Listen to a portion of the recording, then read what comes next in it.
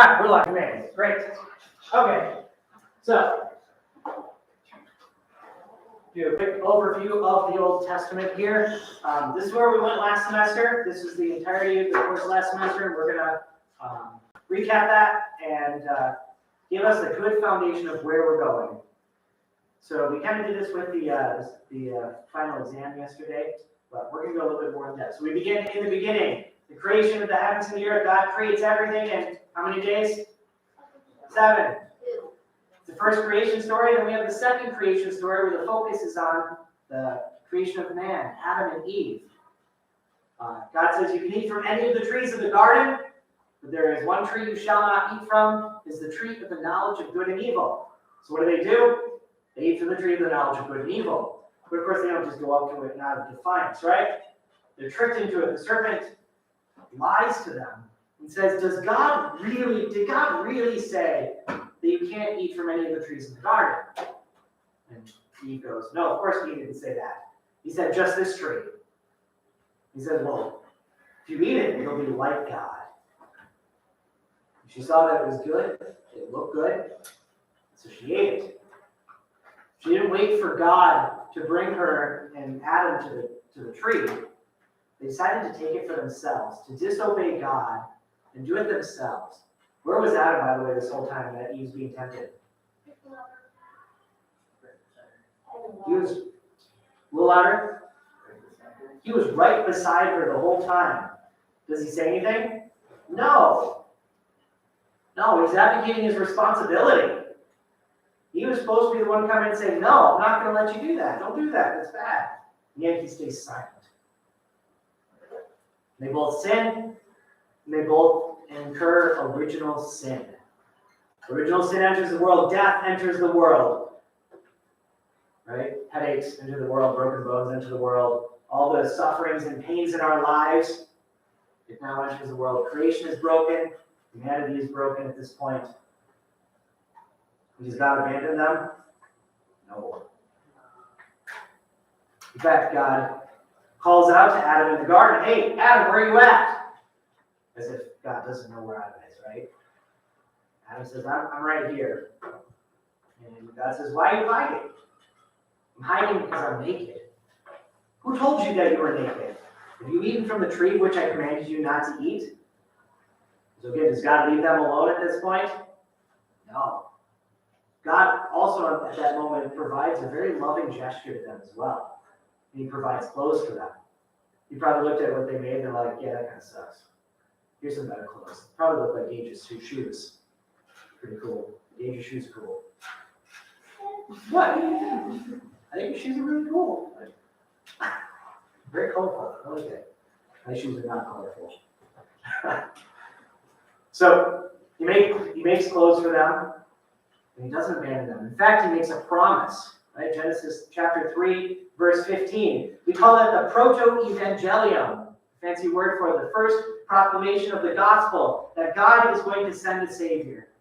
That very first proclamation that God is going to send a Savior happens all the way in Genesis chapter 3, verse 15. Then we see, further on, we see the story of Cain and Abel. We read also some genealogies. There's something to notice about the genealogies. Remember this? Remember we took down their names and how old they were when they died. And what do we notice about the ages? They went when they got lower. Yeah, where did they start? Remember kind of the age range they started in? Not quite 1,000, but almost 1,000. They're like high 900s. And then it kept going down and down and down. Right? We graphed all those dates. What is the scriptures trying to tell us there? Why is that important? Because the more we sin, the closer we are to death. Yeah. The consequence of sin is death. And we see as sin and evil rises in the world, what decreases? Life decreases. Yeah. And so those dates, the years of life, are meant to show us that as sin increases, life decreases. To the point where, in the time of Noah, there is a ton of evil and wickedness in the world, and so God says, all right, I'm going to send a flood, we're going to start over with Noah. the one righteous person, the righteous family. So he sends a flood, they start over. We get to a few other stories along the way. We end up with the Tower of Babel.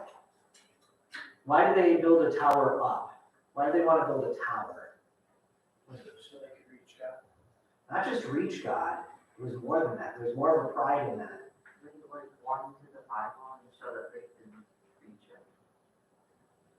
They wanted to defy God, yes, but not so that they could reach him, so they could be him. Yes, they wanted to be God. So remember, right? Even in our kind of simple understanding, right? God is up and Satan is down, right? Heaven is up, hell is down, right? And a very basic understanding. And so they build this tower up to be not just with God, but to be God. It's the same sin as in the Garden of Eden. They wanted to do it without God. And so does God allow this to happen? No. It confuses their language, and they have to abandon it. So that ends the first section of the Bible, right? The first 11 chapters, myths and legends. And that brings us to our second section, the historical narrative, and our first character, Abraham. Abram at the time. Abram is the first person that we know exists in a time, and the place is a real person, real time, real place. God really goes to him. And God tells him what? Pick up and leave. Pick up and leave. How old is he around this time? Or around how old is he at this time? Who said that? Say it louder. Yeah, he's around 70 years old at this time. That's pretty old, right? That's like, what, 5 or 6 times your lifespan? It's pretty old. If I'm doing the math right. No? I don't know. 5 times, yeah. 5 times. So you guys are 15, 75 is 5 times, right? The average amount of lifespan is 78. But he's still really old. He's an old man. Just God tells him, pick up and leave everything and go. So what does he do? He picks up everything and leaves. He does it. God makes a promise to him too. What's the promise? Be my child. Yeah. Not only that, the promise is even more than that. It has to do with his name. Changes them. Yeah, from what to what? Abram to Abraham. From what to what does it mean? What do the names mean? The father of many nations. From what? The father of many nations. Yes, you got it. So the father of nations is Abram. Father of many nations is Abraham. But you alluded to what the problem is. What's the problem? How can he be the father of many nations? Yeah, if he doesn't have any children. How can he be the father of many nations if he doesn't have any children? How old is he? His wife is probably a couple, I think she's like a few years younger than him. So 68. Something like that. Can women in their late 60s bear children? No. Nope. Does it seem like a problem? Yeah. It seem like a big problem? Yes. The problem gets worse. Abram goes. He goes to the promised land, right? He goes to Canaan, which will be the promised land, which will be Israel, modern day Israel. And there's a big problem in that. Oh, wait. Never mind. I was gonna say this about the child. Not yet. Child isn't there yet. No child yet. They're still childless. He waits 25 years. And he's still childless. Him and Sarah still have not had a child in 25 years. All right. That's almost double your lifetime. Would you be willing to wait double your lifetime for a promise of God? Maybe that's not the right question. Would it be difficult to wait double your lifetime for a promise of God? Yeah? Would it be? You don't know? I think the answer is like obviously yes.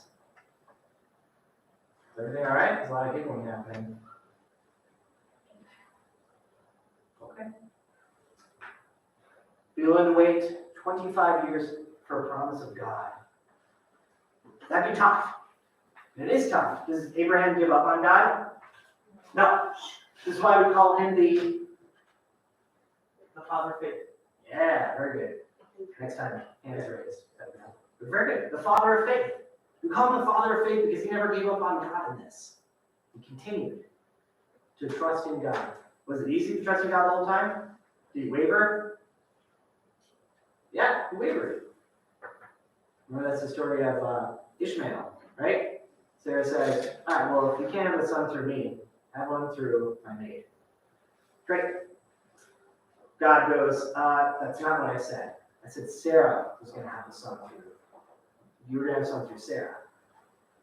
So 25 years after God calls him, we see the three angels show up at his place, right? They promise a year from now you will have a son. What do Abraham and Sarah do in response to this? They laugh. And so God says, your son will be named, which means laughter. They laugh at him. In fact, it's one of those my favorite awkward scenes in the Old Testament where Sarah kind of is in the back room and she overhears this and she starts to laugh. And then they immediately turn their attention to her and they're like, hey, why are you laughing? Because I didn't laugh. They say, yes, you did. And that's the end of the story. It just cracks me. It's super awkward. Like, yikes. He's told God. He's kind of lied to God. Yikes. So, they eventually do have a son named Isaac.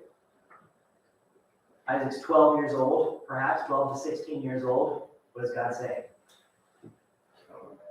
Yeah, sacrifice him. Take your son, your only son, whom you love. God's laying down thick, right? And sacrifice him. So they go, 3 days journey. They go up a mountain. Isaac is carrying the wood for the sacrifice. Who is Isaac a type of? Jesus. How so? Jesus is the only son of God. Take your son, your only son, whom you love, and sacrifice him. Go up on a mountain, carrying the wood for the offering. As Abraham's about to plunge the knife into Isaac, an angel appears and says, stop! Now we know that you trust God. Of course, my first response is, were the last 25 years not proof of that?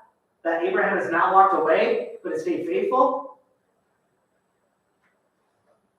But of course, God's trying to tell a bigger story too, right? He's prefiguring Jesus in this moment too. He's doing something so much deeper here. Isaac asks, where is the sacrifice? And Abraham responds, God himself will provide the sacrifice. And of course, he does that through Jesus. God himself will provide the sacrifice. So Isaac gets older, he's married, he has 2 sons. Named Jacob and Esau. Jacob and Esau are brothers, but more than that, they are twins. They're twins. Now, Max in the last class made the point, which I'm like, oh yeah, I guess that is true. I hadn't thought of that. They're not identical twins, they're fraternal twins, right? We know this because their physical characteristics are very different from each other, right? We see, this is kind of an important part of the story. But if they're twins, then how is Esau the eldest? He was born first. They're not born at the same time. So they were born minutes apart, but he was born first. So Esau's the firstborn. But Esau doesn't understand what that means, right? He doesn't understand the importance of having what's called the birthright. And so Jacob wants it. So the situation happens, Esau comes in probably from hunting. He's really hungry. And Jacob's probably making the greatest soup of all time. It must be incredibly delicious. And Esau's like, give me some of that soup. Jacob says, great, I'll give it to you if you tell me your birthright. Esau says, sure, you can have that. Didn't even want it. Sells it for soup. Yikes. Soup, man. Soup. What kind of soup was it? I have no idea. How good was it? It had to be something. It has Well, here's the problem. Esau didn't understand what he was selling. He didn't know the gravity of it at this point. Still waiting to see. He will eventually understand, but he doesn't understand it here. But that's not all he needs for the birthright. What else does Jacob need for the birthright, the full birthright? The blessing. Of, His father. yeah, who's named?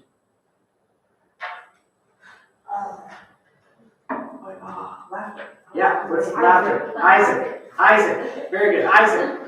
So he needs the blessing of Isaac. Will Isaac give it to Jacob? Does he know he sold his birthright? No. Will they give it to him willingly? No. So what does he do? They trick him. He's blind at this point, so he puts fur on his arm, right? This is how you know they're not fraternal or not identical twins, because they have very different physical characteristics. So he mimics the physical characteristics of Esau, brings in the hunt, and he gives him the blessing. Esau comes, realizes there's no blessing left here. Isaac already gave it away. Can't do it a second time. You can't take it away. It's over. It's done. So Esau wants to kill Jacob at this point. Jacob has to flee. He flees for a long time. As a family in the meantime, Rachel and Leah. He marries Rachel and Leah in this. And mirroring the circumstances of his cunningness to his brother Esau, right? We see the role reversal with Jacob there. Was he the one that like worked for the king? Like he worked for his Somebody. he worked for Uncle. his uncle. He worked for his uncle For 7 years, for 7 years. in And- order to marry Rachel. Yes. And at the end of 7 years, after the marriage, he realizes what? He gave him Leah. Yeah. Not the right daughter, not the daughter he wanted to marry. Thus mirroring exactly what he did to Esau. So he has to work another 7 years to marry Rachel, which he does. After that, after a while, he decides, I need to go home. What's the problem with going home? Esau's the problem. Before he meets up with Esau, something important happens. He wrestles with God. He wrestles with the angel, with God, right? And at that point, God does what? Dislocates his hip. He dislocates his hip. Anybody here ever dislocated their hip? I know I asked somebody last year. You did? Did it hurt? Like a lot? It really, really a lot? Yeah. That doesn't sound like a fun experience. Yeah. Scriptures say that he had to live the rest of his life because of it. So those are really bad. God changes his name to Israel, which means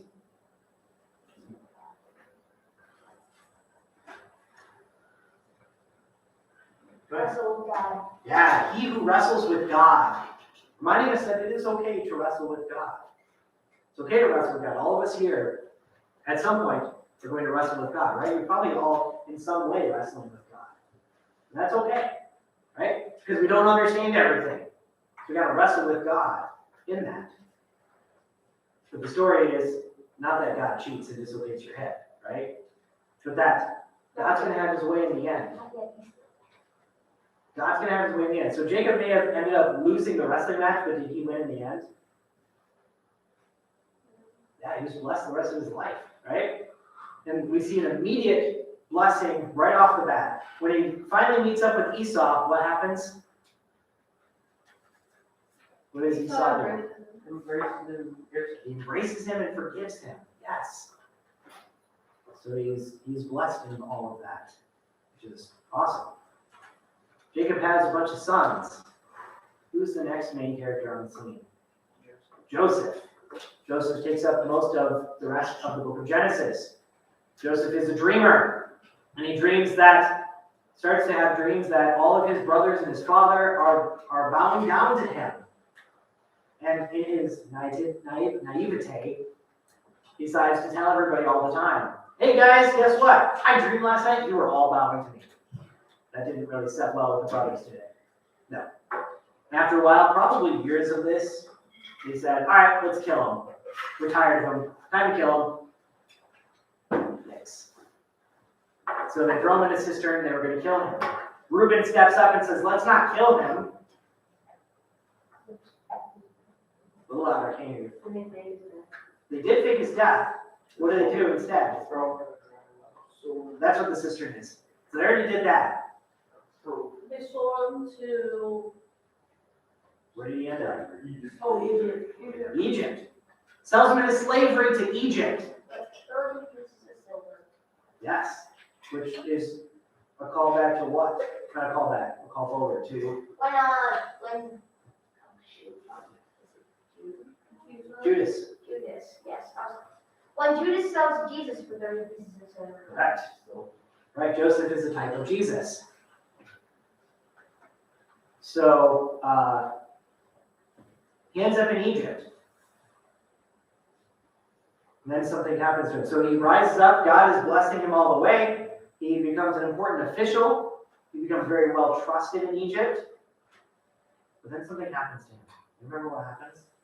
Gets started in the prison. Why? False accusations. False accusations, right? Potiphar's wife makes advances on him, and he says, nope, not doing that. And she accuses him of rape. He gets thrown in jail, and then something happens there. He has a dream. He doesn't have a dream.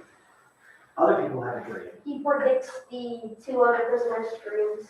Yeah, What's gonna interprets. happen. He interprets the other 2 prisoners' dreams. You have the baker and the cupbearer. And the interpretation is one of them is going to be set free, and one of them is going to be killed. The baker is killed, and the cupbearer is set free. And as the cupbearer is leaving the prison, Joseph goes, "Don't forget about me." And what does the cupbearer do? He forgets about him until much later, when Pharaoh has a dream that needs to be interpreted. And nobody can interpret Pharaoh's dream. And then the cupbearer goes, "Oh crap. Shoot, I was supposed to tell him about this guy in prison. I forgot all about it. Pharaoh, there's this guy in prison. He interpreted my dream accurately, and that baker you killed, remember him? Yeah. He interpreted our dreams correctly. Why don't you let him give it a try?" So he brings him up, and he correctly interprets the dream. What was the interpretation of the dream? 7 years of captivity, 7 years of jail. Sorry. Next time I'll get you. Yeah, I gotta be better at my own. 7 years of plenty and 7 years of life, yeah. Yep. 7 years of good harvest, followed by 7 years of famine. And so, because of this interpretation, he raises up Joseph out of prison to probably the second most powerful man in Egypt. And he puts him in charge of gathering for these 7 years of plenty. And he does so, and then at the end of the 7 years of plenty, the 7 years of famine begin, just as he interpreted. Egypt becomes, if they weren't already, becomes the most powerful nation on the planet. Everybody's coming to them for food. Who else shows up for food? Joseph's family shows up. Random question, but it was in a homework assignment a while back. What did Joseph initially accuse them of being? Spies. Spies.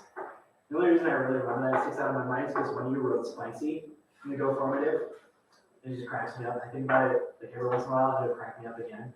I'm sure it was an autocorrect mistake, spies to spicy, but Joseph accuses them of being spicy. Just cracks me up every time. He accuses them of being spies, so he doesn't reveal himself right away. Then we see this long interaction between Joseph and his brothers.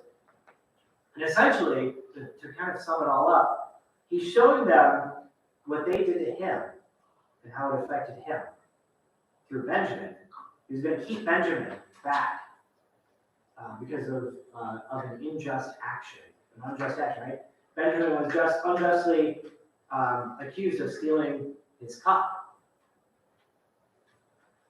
When they come back and they bow before Joseph, we see the fulfillment of his dream. Then he reveals himself to them. And the family is all brought up to Egypt. They get the best part of the land. And then what happens? Moses. Well, yes. Let's go a little bit before that. 400 years pass, and a Pharaoh who does not know Joseph comes to power. The Hebrews multiply greatly. Pharaoh becomes afraid of them, and he enslaves them. And then Moses shows up on the scene. God maybe looks like he's abandoned his people. Right after 400 years, would you assume God has abandoned you? Perhaps 4 years of slavery, it'd be tough to keep holding on to God, right? And he hasn't. Moses is sent. Moses is raised by who? Not the Pharaoh. Pharaoh's daughter. Pharaoh's daughter raises Moses, knowing he's a Hebrew, but he's raised as an Egyptian. Yeah, that's what saves him from that, right? The first kid murder of the firstborn. And so he's raised, he grows up, and then two events happen back to back. So he sees an Egyptian strike a Hebrew, and he murders the Egyptian, buries him in the sand. The next day he sees two Hebrews fighting, and he tries to stop them. And they say, what, you gonna murder me too, just like you did the Egyptian? Uh-oh. Now he knows that people know that he murdered the Egyptian. Pharaoh finds out, looks to kill him, looks to murder Moses. And Moses has to flee. He flees to Midian. He meets a wife, Zipporah. She,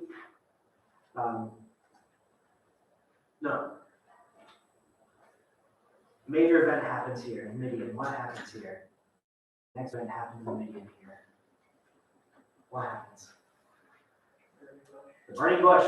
Moses looks in a cave and he sees a bush that is on fire but is not being consumed by the flames. He goes, wow, this is weird. I gotta check this out. And then what happens when he approaches the burning bush? Maybe this half of the room. There we go. Those guys who said his name. Yeah, God speaks to him, reveals his name, and he tells him what? He gives him a command. What's the command? Take your shoes. Well, sure. What's the command he sends him out to? Free my people. Yeah, go to Pharaoh and tell him to not free the people. Something slightly difficult. Not let my people go. It's tell Pharaoh to have my people go a 3 days journey into the wilderness to worship. So he's not even asking him to free the people yet. Go to a 3 day journey into the desert to allow them to worship, and then they'll come back. Moses says, okay. No, Moses doesn't do that. So he tells God that he can't further speak in front of people. Yes. He has a speech impediment. I can't speak. I'm not your guy. You got the wrong guy. God goes, no, I don't have the wrong guy. However, I'll send you Aaron, your brother, to be your spokesman for you. But you got to be there by his side.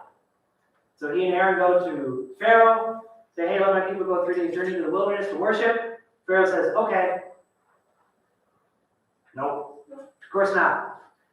Pharaoh, in fact, does the opposite. He goes, you know what? Not only am I not going to let that happen, the Hebrews are not going to have to gather their own straw to make bricks. And I'm not decreasing the amount of bricks they have to make. So the Hebrews look at Moses and go, thanks, but no thanks. Yeah, you're not being helpful. Thank you, though. God tells Moses, go back to Pharaoh. Now ask him to let him go. And then, what happens? Doubles their work. We already did that. God does something. Isn't it 10 plagues? The 10 plagues, yes. The 10 plagues are designed to do what? Well, destroy. What's God in a spiritual sense doing? More than that. He's testing all the Egyptians with this. Each of the plagues are not just random plagues. Challenging their gods. They're challenging their gods, the gods of Egypt. Challenging the gods of Egypt. Each one designed to show that those gods don't have any power, that this God is the real power in the universe. Right? The God of the Nile, the God of light. Right? The God of the body. All of these different gods, boom.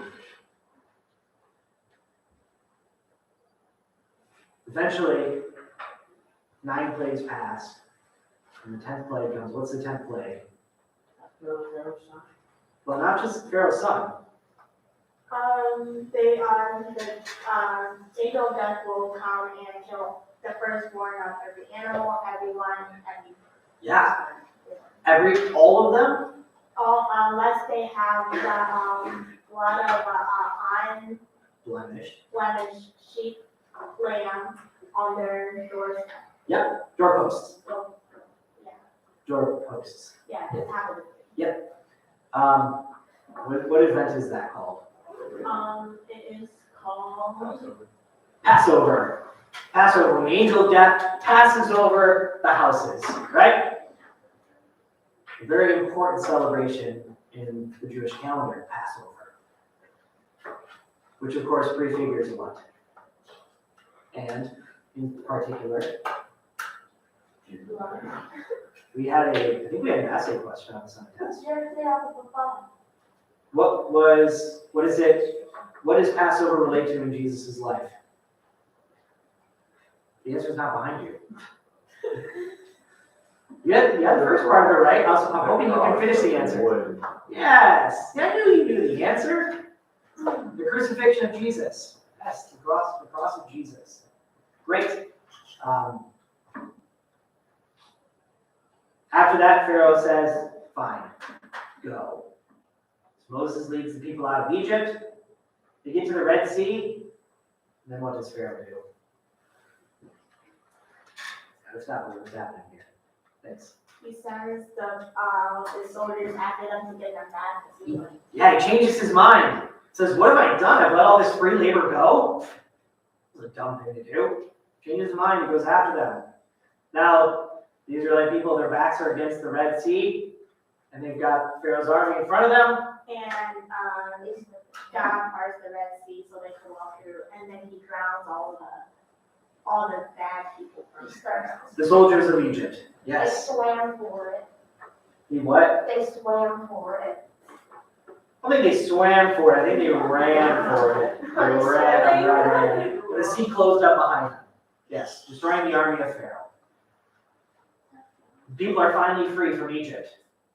And so do they go right to the promised land? No. What happens? They wandered. It took 40 years. They Why took did they a walk scenic 40 route. years? Oh, I was just gonna say, I wonder. they wandered. There's a major event that happens. Because the Israelites were trusting in God, so they wandered for 40 years. Not that they were trusting in him. They made a golden calf. Yeah. Where did they make the golden calf? The mountain. Yes. Which mountain? Mount Sinai. Mount Sinai. An important thing happens at Mount Sinai before the golden calf. What happens there? Doesn't Moses go into the sanctuary? Yeah, Moses goes up and sees God. So he sees his backside. It was kind of funny. And then God gives him the 10 Commandments.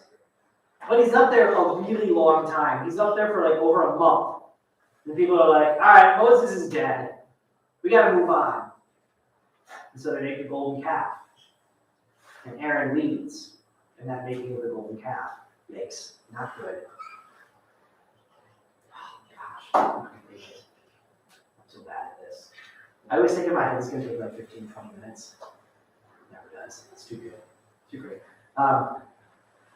Moses comes down the mountain. He sees what's happening, throws down the tablets in anger, goes up to Aaron and says, "What you doing?"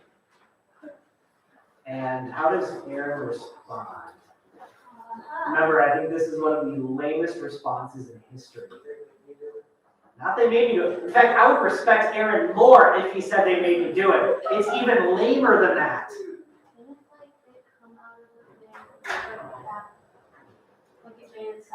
Yeah. But he goes, well, I gathered all the gold, threw it into the fire, and this calf popped out. That is so lame. I want to play poker with Aaron at one point. When we're in heaven, I want to play poker with him. He's probably really bad at poker. Obviously, that didn't go well with God, right? And so they wander. The entire generation that's there dies. The new generation is raised in the desert. They're the ones who get to see the promised land. However, another important person does not get to see the promised land. Moses. Moses dies on the edge of the promised land. Because he breaks the 10 He doesn't quite break the 10 Commandments. It's not exactly what happened. Doesn't he like slam his staff down on the rock. Yeah, so that's the story. What's he trying to provide for the people? Water. Yeah. Who provides water? God does. So what are the Israelites really good at doing in the desert? Complaining. And walking. They probably got pretty good at that too. But they were really good at complaining in the desert. They did it a lot. Moses, why'd you bring us out here in the desert just to die? Were there not enough graves in Egypt? You had to bring us out here to die? We don't need water. Which, during the desert, that's a legitimate need, right? Water. So Moses goes to God and says, hey, they need water. God says, tell this rock to provide water, it will. Moses doesn't do that. Moses goes up on the rock and says, let us provide water for you. He strikes it twice and the water comes out. Does he obey God in that moment? No. Does God still provide the water? Yes, Does God still care about his people? yes, Even through faulty leaders? yes. Does that apply to us today? Even though our leadership can suck sometimes? God still cares about us? Yes. And so, God provides for his people, but the punishment for Moses is he doesn't get to see the promised land. He dies right on the edge of the promised land. Who leads the people after that? What is it, Joshua? It's Joshua. Joshua leads the people after that into Canaan, the promised land. Is Canaan empty? No. No, there's lots of people already there. Book of Joshua is all about the conquest of Canaan. Really, Joshua reads like a military novel, military book. He just basically boots everyone out and say, this is going now. Pretty much. He's very good at it. Christopher Columbus. Not quite. No. Wrong on lots of levels. What's that? Oh yeah, same time frame. Only like, Joshua was like that 5,000 years scenario. around that time. If we're looking at like the eternity of the universe, then yes. We're on the same time frame. Yes. It's all based on scale, right? Alright, so after Joshua dies, who leads people? God does. What's the seventh book of the Bible? Judges. Judges. Judges next book of the Bible. So God raised up time and a specific for people in a specific time and place to do a specific thing. We have the judges. The judges come in. So it's in this time we see what's called the cycle of sin. Right? Anybody know the cycle of sin off the top of their head? Sin, servitude, supplication, salvation, silence. Ooh, what word do I like better than silence? Serenity. Serenity. Serenity. I like that word better. Serenity. Peace. So this goes on for a few hundred years, and then the people start to get restless. They look at all the nations around them and they say, "Hey, they all have a king. We want one too. We want one too." And so God eventually relents. He says first, "You guys really don't want this. This is bad. You don't want this. This will go end up badly for you." And they say, "We don't care. We want it anyway." Does it end badly for them? Yeah, really bad. You look very confused. I'm trying to see. I'm just thinking who the first king was. I can't remember which Asa was. So, who's first king? Saul. The people choose Saul as king. Saul disobeys God. We talked about that yesterday. And David is raised up, the greatest king. Solomon is after him. Solomon builds the temple. Solomon builds the temple, the presence of God in Israel. And then we move into the time of the divided kingdom where we look at all those kings. How many of them were good? Not a lot. Very few, right? Maybe like 50. Out of like 40 kings, there might have been like 3 or 4, maybe 5 that were good. 6. Josiah was one of them, right? We see how far they've fallen when Hilkiah finds this scroll. He reads it and goes, "Oh my." This is kind of important. It's Deuteronomy. Very good. They had so fallen away from God that they forgot about the book of Deuteronomy. The history of their own people, God's laws, that God is with them. They forgot about the Sabbath. And so world power comes in the north. Assyria conquers the north. And then a new world power takes over. Babylon, they take over the south. But the Babylonian exile was traumatic in a very particular way. Why is that? What is in the south? Well, in the south, oh, what? I was gonna say that Babylon destroyed the temple. That's exactly right. What's in the south? Jerusalem and the temple. Yeah, the temple is destroyed. The temple is the very presence of God among them.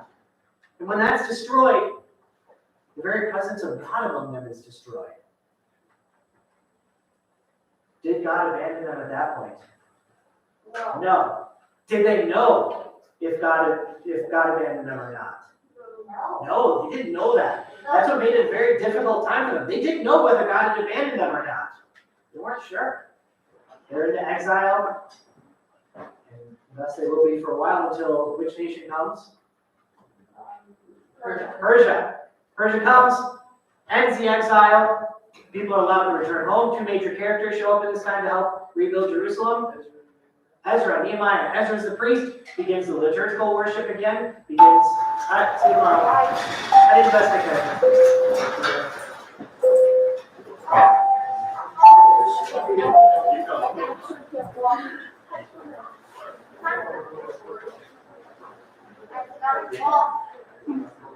I actually cannot walk.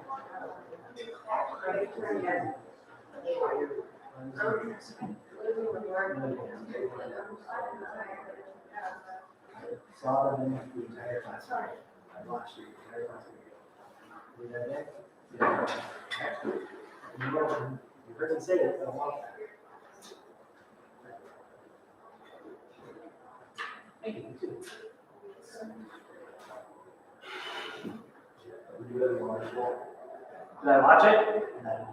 No, I can't afford that. I was in the Big Ten championship, and that's all I can afford. Yes, it was like almost $1,000. They were like $1,000 for a ticket at the Orange Bowl. Not much less getting there and lodging. Nice. You got to go? I didn't.